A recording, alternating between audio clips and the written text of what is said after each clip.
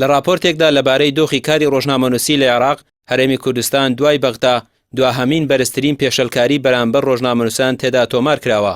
کۆمەڵەی بەرگری لە ئازادی ڕۆژنامەوانی لە عێراق راپۆرتی لەبارەی ئازادیکاری ڕۆژنامەوانی و پێشەلکاریەکان بڵاو کردەوە.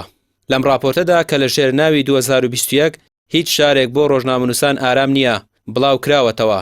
ئاماژە بەوە کراوە 2021 لە زیادبوونی پێشەلکاریەکانی دژ بە ئازادی ڕۆژنامەوانی هیچی لە ساڵەکانی پێش خۆی جیاوازتر نەبووە. لە بەشێکی ئەو راپۆرتەدا هاتووە ئەمساڵ 233 حاڵەتی دەستدرێژی و پێشەلکاری لە سەرتاسەری عێراق بەرامبەر ڕۆژنامەنووسان تۆمار کراوە. لە درێژەی پێشەلکاری و دەستدرێژیەکان بۆ سەر ڕۆژنامەنووسان لە عێراق لەم ساڵدا 1 هەوڵی کوشتن، 1 حاڵەتی ڕفاندن، 139 حاڵەتی لێدان و ڕێگری لە پەخش، 34 حاڵەتی دەستگیرکردن و دەست بەسەرکردن، 15 حاڵەتی داخستنی کەناڵ و دەرکردنی ڕۆژنامەنووسان بە هەڕەمەکی و 13 حاڵەتی برینداربوونی ڕۆژنامەنووسان لە میانیکاری ڕۆژنامەوانیاندا تۆمار کراوە. لە بەشێکی دیکەی راپۆرتەکەدا ئاماژە بەوە کراوە زۆرینەی پێشەلکاریەکان بەرامبەر ڕۆژنامەنووسان لە هەرێمی کوردستان لە تشرینی دووەم واتە مانگی 11دا بووە کە هاوکات بووە لەگەڵ خۆپشاندانی قوتابیان و تیایدا 40 حاڵەتی پێشەلکاری تۆمار کراوە.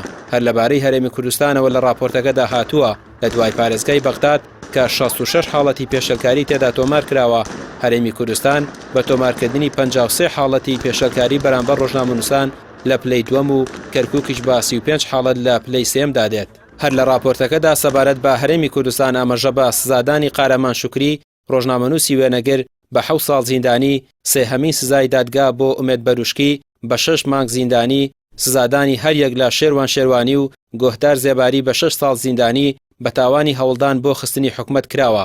راپۆرتەکەی کۆمەڵەی بەرگری لە ئازادی ڕۆژنامەوانی لە عێراق تایبەت بە پرسی داخستنی کەناڵەکان و دەرکردنی ڕۆژنامەنووسان و کارمەندانی ڕاگەیاندنکار هێمای بۆ ئەوە کردووە کە ژمارەیە کەناڵ و ماڵپەڕ لە دوای قوڵبوونەوەی ناکۆکی نێوان سەرکردەکانی یەکێتی لە سلێمانی داخراون. لە کۆتایی راپۆرتەکەدا کۆمەڵەی بەرگری لە ئازادی ڕۆژنامەوانی لە عێراق بە ئاشکرا ئاماژە بە پاشەکشەی ئاسی ئازادی ڕۆژنامەنووسی لە سەرتاسەری عێراق بە هەرێمی کوردستانی شەوە دەکات. بەتایبەت کە بەپێی راپۆرتەکە پێشتر هەرێمی کوردستان وەک پەناکەیەک بۆ ڕۆژنامەنووسە هەڵاتوەکانی ناوچەکانی دیکەی عێراقدا دەنرا. راپۆرتەکە نووسیوێتی ئەمە ژوا پێویست دەکات لە سەرتاسەری عێراق چاو بە پرسی ئازادی ڕۆژنامەنووسیدا بخشێندرێتەوە.